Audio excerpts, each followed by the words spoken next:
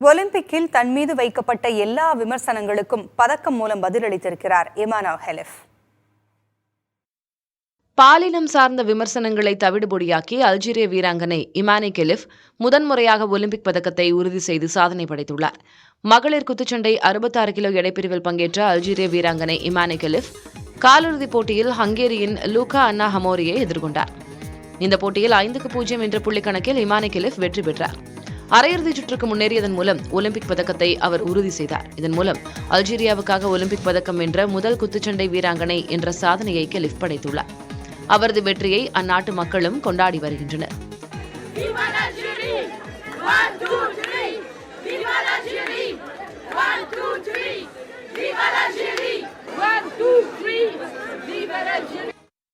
சில நாட்களுக்கு முன்பு இமானி கெலிஃப் மற்றும் தைவான் நாட்டைச் சேர்ந்த லின் யூ டிங் ஆகியோரின் பாலினம் குறித்து சர்ச்சை எழுந்தது.